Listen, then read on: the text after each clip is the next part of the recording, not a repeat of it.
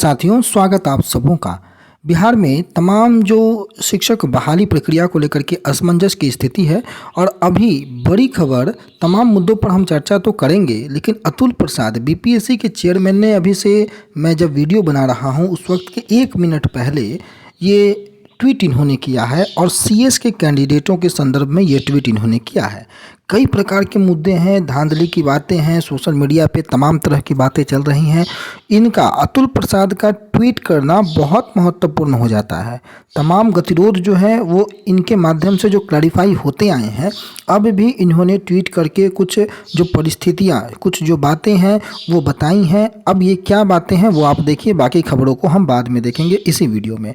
सबसे पहले कल कुछ कैंडिडेट जो कि सीएस के थे, कंप्यूटर विषय के थे, इनसे मुलाकात किया था उन्होंने और शिकायत की थी कि बाहरी लोगों ने फर्जी तरीके से स्टेट 19 प्रमाण पत्र प्राप्त कर लिया है।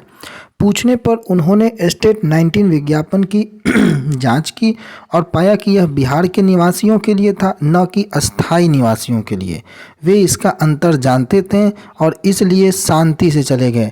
यानी कि बिहार के निवासी और बिहार के अस्थायी निवासी, इन दोनों में फ़र्क जो कल समझाने का इन्होंने प्रयास किया था, आज ट्वीट के माध्यम से भी स्पष्ट इन्होंने किया है कि जो अभ्यर्थी इनसे मिलने गए थे, उन्होंने जब ये बात कही कि स्टेट 2019 की जो फर्जी प्रमाण पत्र है उन्होंने बनवा लिया है कई लोगों ने और बहाली में पार्टिसिपेट किए हैं।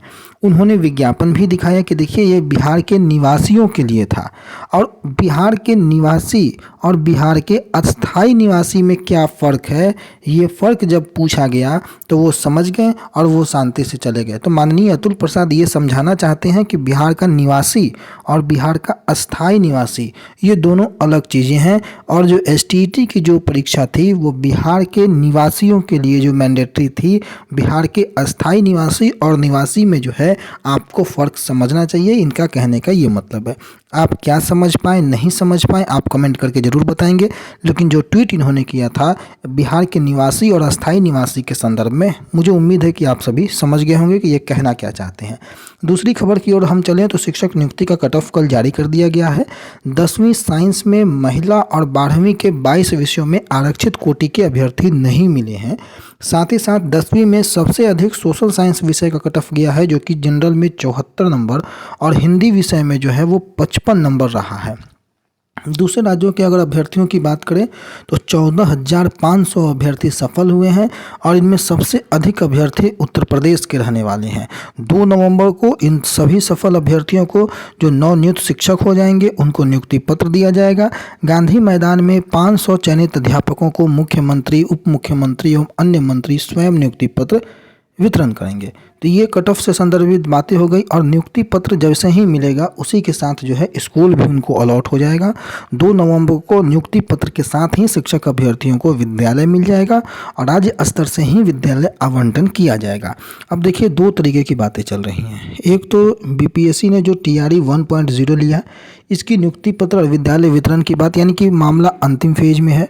दूसरी ओर शिक्षक बहाली में हुए अनियमितता की बातें चल रही हैं।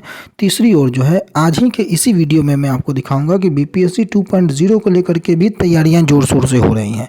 तो तमाम मुद्दे जो हैं वो आप समझ सकते हैं कि परिस्थिति और रूट किस करवट बैठने जा रहा है। ये इंग्लिश वर्जन है अतुल प्रसाद के ट्वीट का, जो कि 1 मिनट पहले का था।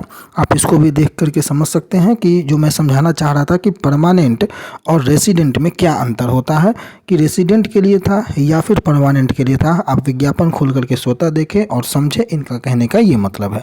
जो मैं कट ऑफ की बात कर रहा था कि 9वीं 10वीं के सामाजिक विज्ञान यानी कि एसएसटी विषय का जो कट ऑफ है वो 74 गया है। जी हाँ दोस्तों, ये सामाजिक विज्ञान देखिए, ये 74 जो है ये यूआर का कट ऑफ है। यूआर फीमेल की कट ऑफ जो है 67 है। ईडब्ल्यूएस का कट ऑफ 70 गया है। वहीं ईडब्ल्यूएस महिला का कट ऑफ 62, ईबीसी 68, ईबीसी महिला 58। ये हमारा 9वीं और 10वीं के सामाजिक विज्ञान विषय की हम बात कर रहे हैं। वहीं गणित की बात कर ले तो 72 जनरल कैटेगरी का और अनारक्षित महिला का कट ऑफ 51, 58, ईडब्ल्यूएस का 39, ईडब्ल्यूएस महिला और ईबीसी की कट ऑफ 57, ईबीसी महिला 39 नंबर। और तमाम विषयों के कट ऑफ आप देख रहे हैं। हिंदी की कट ऑफ की बात करें तो हिंदी में अनारक्षित के लिए 55 नंबर और ईडब्ल्यूएस के लिए 48 नंबर, ईडब्ल्यूएस महिला के लिए 39 नंबर, ईबीसी 41 नंबर और ईबीसी महिला 39 नंबर दर्शाया गया है।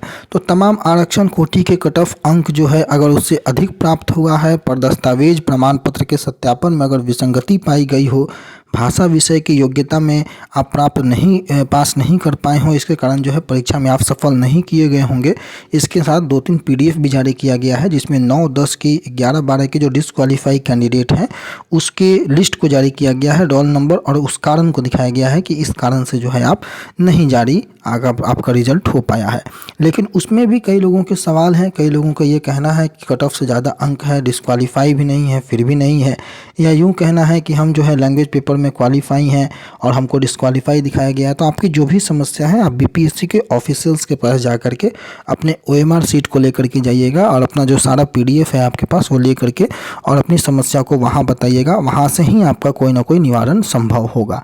अब हम आ जाते हैं सबसे महत्वपूर्ण बात कि जो हो हंगामा, जो धांधली की बातें, शिक्षक बहाली में प्रतीक्षा और मेधा सूची एक साथ जारी करने की जो अभ्यर्थी मांग कर रहे थे, इसको लेकर के बीपीएससी कार्यालय के बाहर हंगामा हुआ। और हंगामा के बाद कल पुलिस ने देर शाम लाठीचार्ज की भी खबरें आई कि अभ्यर्थियों को खदेड़ा भी गया। जो छात्र नेता दिलीप कुमार हैं उनको कुछ चोटें भी आई, ऐसी खबरें आपको देखने को मिली होंगी। नेहरू पथ स्थित बीपीएससी कार्यालय के बाहर जो है अभ्यर्थियों का घेराव हुआ। सोशल साइंस में गलत काउंसलिंग का आरोप लगा रहे थे अभ्यर्थी, कंप्यूटर साइंस में गलत काउंसलिंग का अभ्यर्थी आरोप लगा रहे थे। 30 अक्टूबर तक ये काउंसलिंग की परीक्षा जो प्रक्रिया है वो चलेगी और उसके बाद स्कूलों का आवंटन हो जाएगा।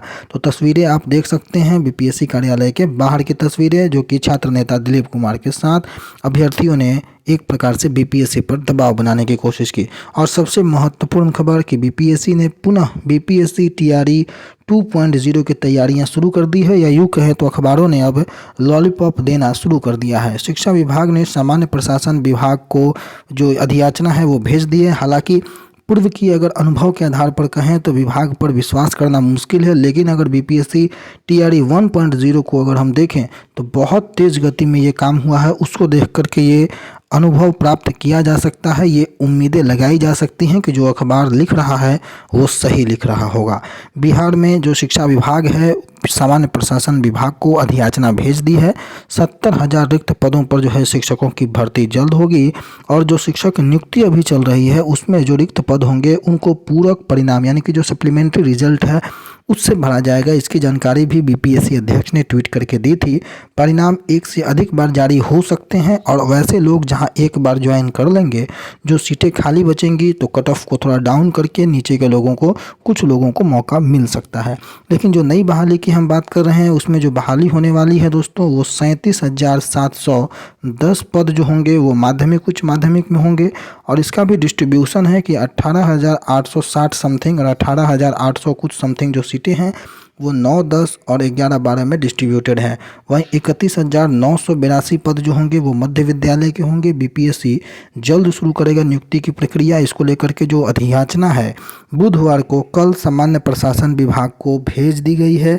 सामान्य प्रशासन विभाग के माध्यम से अधियाचना अब बीपीएससी को भेजी जाएगी और उच्च माध्यमिक, माध्यमिक और मध्य विद्यालयों के शिक्षकों की नियुक्ति इस चरण में लगभग 70,000 की होनी है।